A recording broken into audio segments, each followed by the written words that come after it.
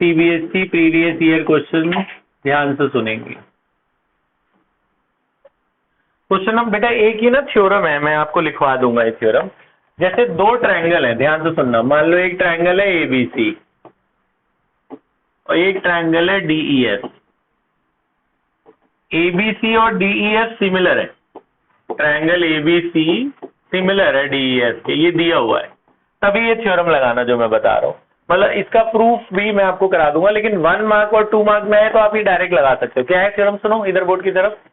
अगर दो triangle similar है, ध्यान से सुनना, ये लिख लेना बाद में, तो उनके जो पेरीमीटर का रेशियो होता है ना, perimeter of triangle ABC upon perimeter of triangle DEF,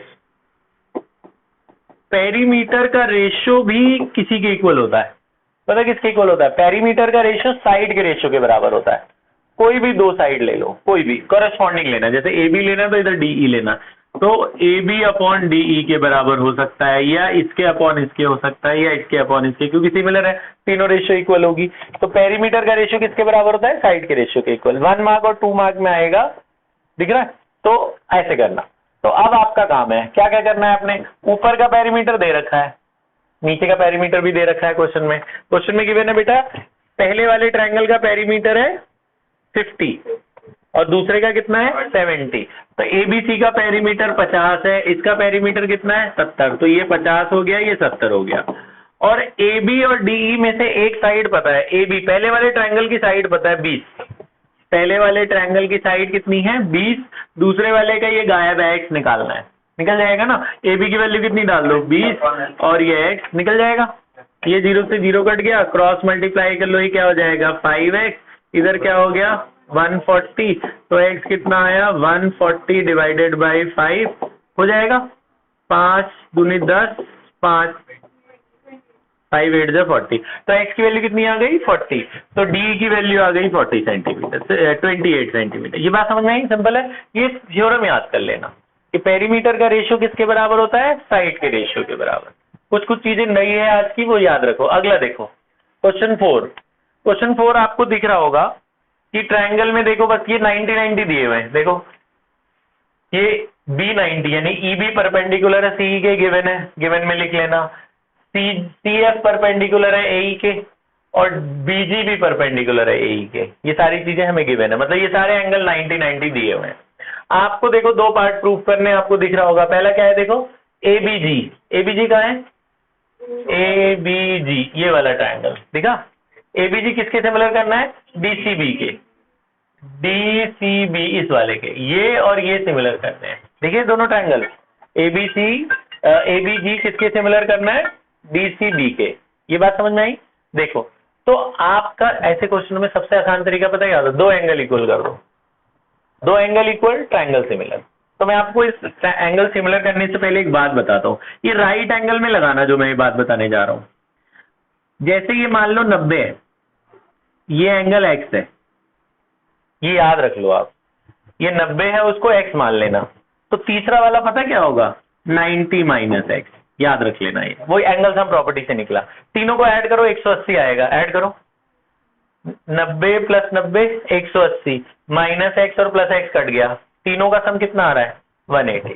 तो क्या करना है याद कि भैया ये अगर ये 90 है, ये x है, तो तीसरा कितना बचना है 90 माइनस x, है ना। इसका उल्टा क्या हुआ, अगर ये 90 है, ये 90 माइनस x है, तो तीसरा क्या होगा x।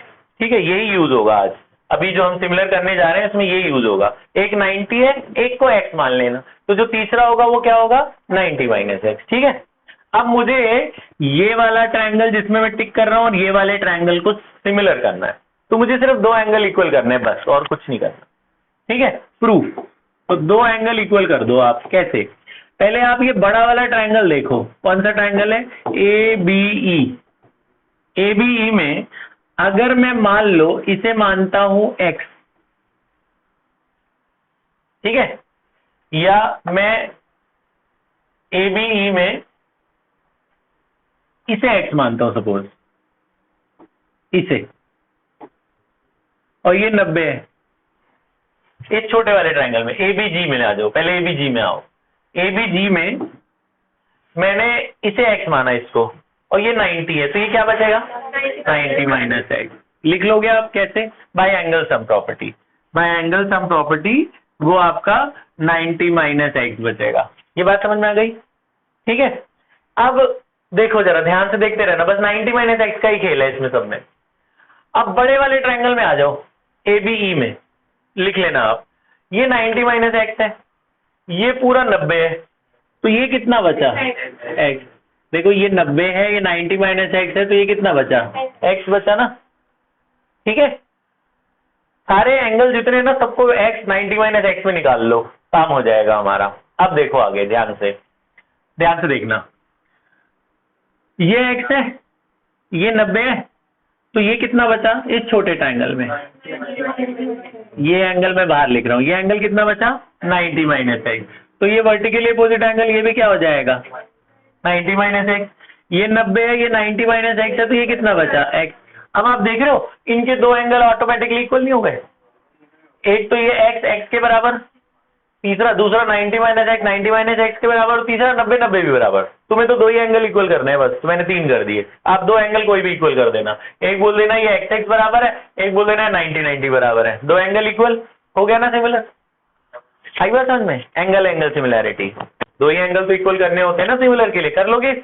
अच्छा, अब दूसरा देखो जरा, आप ये देखो ये रेशो किन दो ट्रायंगल में आ रही है, उन्हीं दोनों को सिमिलर करना है। रेशो क्या है?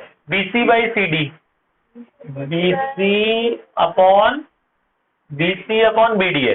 अच्छा, BC अपॉन BD का है, ये इसी में आ रहा है, तो इसी में।